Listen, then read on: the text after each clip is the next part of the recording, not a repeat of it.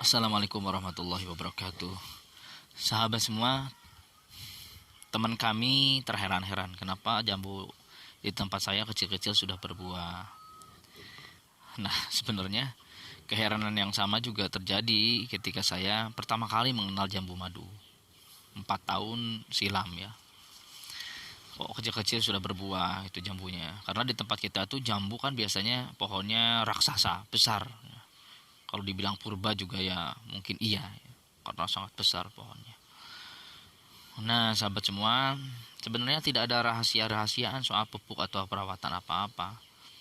Nah, sebenarnya ya semuanya harus terpadu menjadi satu kalau kita mau budidaya. Jadi pupuknya, perawatannya. Seperti yang dibilang oleh para senior itu memang benar, sehatkan dulu pohonnya, nanti buah itu akan tumbuh sendiri. Ya, pertama kali perlu yang disehatkan adalah tentu saja land atau tanahnya. Tanahnya perlu disehatkan. Ya, kalau dengan cara yang standar adalah kita harus mencangkulnya dulu, memberikan pupuk kandang atau memberikan ya istilahnya sterilisasi. Yang paling eh, yang mungkin agak di atas standar itu kita harus menggunakan dulu atau membumi hanguskan dulu semua unsur yang berpotensi menjadi patogen di sana, misalnya dengan pemberian H2O2 ya. Nanti barulah setelah kita 3 kali aplikasi H2O2 baru kita menambahkan unsur-unsur hayati dan pupuk dasar kembali. Yang paling ekstrim tentunya seperti yang dilakukan oleh orang tua kita dulu. Jadi tanahnya memang dibakar ya. Semua yang ada di situ dibakar, ilalang, rumput, pohon-pohon, perdu dan semuanya dibakar. Ya, semuanya memang ada risikonya. Kalau dibakar seperti itu berarti menyumbang karbon dioksida lebih banyak ke alam bebas dan itu sangat merugikan bagi kehidupan semesta ya. Yang paling rasional yaitu kita sehatkan tanahnya dulu dengan menambahkan unsur-unsur hayati.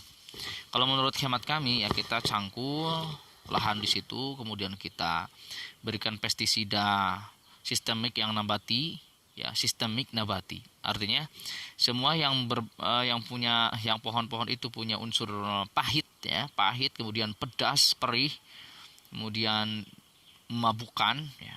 Kita tambahkan dan kita fermentasi supaya unsur-unsur esensialnya itu bisa larut ke dalam air ya, setelah 20 hari atau kurang minimalnya 14 hari ya menjadi larut dan menyatu dengan air baru kita semprot ke tanah itu. Jadi unsur-unsur sistemik seperti ini dia akan masuk ke semua jaringan yang ada di situ. Kalau hama masuk ke situ maka dia akan masuk ke jaringan otak, jaringan perut, jaringan paru-paru, atau jaringan trakea dan seterusnya. Nah, ini jadi tanahnya dulu harus sehat. Ya, kemudian lingkungannya. Jadi di lingkungan kebun itu kita harus sehatkan dulu. Nah, lihat cahaya matahari masuk apa enggak, leluasa apa enggak masuknya. Kemudian angin juga bagaimana? Apakah angin di situ juga masuk dengan leluasa? Apakah tempat itu cukup lembab? Apakah tempat itu kering dan seterusnya. Kalau terlalu banyak angin kita harus pakai windbreaker atau pemecah angin supaya tidak mengganggu pohonnya. Jangan sampai gara-gara angin pohon kita tumbang semuanya ya. Daun atau batang-batangnya itu berguguran dan menjadi patah-patah, tentunya akan sangat mengganggu. Tapi kalau terlalu lemah anginnya, maka kita juga harus memangkas pohon-pohon besar sebagian yang ada di situ, supaya angin itu cukup saja. Matahari demikian pula. Kalau ada pohon-pohon besar di situ yang tidak produktif misalkan ya, tidak produktif maksudnya hanya cukup untuk kayu bakar, tidak bisa dijadikan untuk bahan bangunan ya. Intinya secara ekonomis kurang maksimal dibanding dengan tanaman yang akan kita tanam nantinya. Ya lebih baik kita tebang saja yang pohon-pohon besar itu daripada mengganggu intensitas cahaya matahari. Karena apa? Kalau cahaya matahari kurang, pohon-pohon pun kerdil. Nanti kalaupun mau berbuah pasti cepat rontok buahnya dan kemudian tentu kualitas buah nanti tidak akan maksimal karena fotosintesis terganggu atau kurangnya zat gula nanti di dalam batang-batang tanaman kita termasuk jambu air. Nah, sahabat semua, apalagi ini jambu air yang kita harapkan dia manis, mulus ya. Kalau kurang cahaya matahari itu tidak mulus. Itu sudah dibuktikan. Makanya kita perlu mengatur jarak tanam. Kalau Anda tidak akan maksimal dalam pemangkasan nantinya. Kita cukup jarak tanamnya 10 kali 10. Sangat saya sarankan 10 kali 10. Tapi kalau Anda nantinya akan melakukan pemangkasan yang rutin dan membuat pohon Anda tidak terlalu tinggi, ya 5 kali 5 itu sudah cukup, sahabat semua. Nah, kemudian perhatikan airnya, perhatikan airnya. Jadi kita harus bangun instalasi airnya. Ya, untuk budidaya ini kita memang harus berani ya. Kalau tidak mekanikal atau secara mekanisasi, kita bisa pakai manual, tapi harus intensif. Artinya penyiraman itu dibiasakan setiap hari. Apalagi ini jambu air sangat rakus terhadap airnya. Nah, jadi begitu. Apalagi kalau kita punya modal, kita gali sumur bor sekitaran, ya tergantung mata air yang ada di situ. Ya, debit yang bagus, kita bisa siram setiap hari, pohonnya akan tumbuh besar dan kita pupuk, kita rawat sebaik-baiknya. Jambu madu itu akan mulai berbuah di usia 1 tahun rata-rata. Kemudian usia 2 tahun, 3 tahun itu sudah bisa menghasilkan 30 kg per pohonnya, sahabat semua.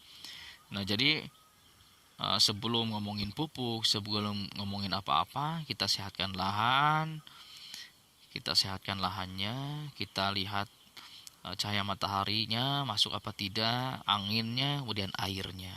Baru setelah itu kita bicara soal pupuk intensif. Nah, untuk berbuah atau berbunga ini sangat mudah setelah semuanya itu terpadu, ya bersinergi dengan baik. Jadi penanganan jambu yang mogok ini memang harus intensif dan harus terpadu, tidak boleh terpisah-pisah. Mungkin dia mogok itu tidak mau berbuah, mungkin cahaya mataharinya memang kurang, atau memang tidak ada angin, terlalu lembab di situ sehingga menyebabkan tanah itu anjlok. Ya, tanah yang lembab itu biasanya pH-nya rendah, sahabat semua. Atau memang di situ kurang air, sahabat. Jadi si pohon ini tidak bisa melarutkan zat-zat yang berguna bagi dirinya, termasuk untuk pembuahan. Jadi air itu kan gunanya untuk pelarut ya, sahabat semua. Sementara kalau pohonnya itu tidak memiliki air yang banyak karena tanahnya juga kering, nah itu juga akan mempengaruhi nanti buahnya. Walaupun berbunga cepat rontok itu, sahabat semua. Nah, demikian sahabat semua secara terpadu ya, panduan pemberian unsur hara baik esensial, primer, sekunder, dan seterusnya. Semoga ini bermanfaat karena banyak sekali keluhan hobi pemula atau pekebun pemula jambu air. Kok sudah 2 tahun gak berbunga? Ya gak apa-apa menurut saya, selama pohon kita sehat. Karena nantinya kalau pohon yang sehat akan mengeluarkan buah yang banyak dan juga sehat-sehat, sahabat semua. Semoga ada manfaatnya. Assalamualaikum warahmatullahi wabarakatuh.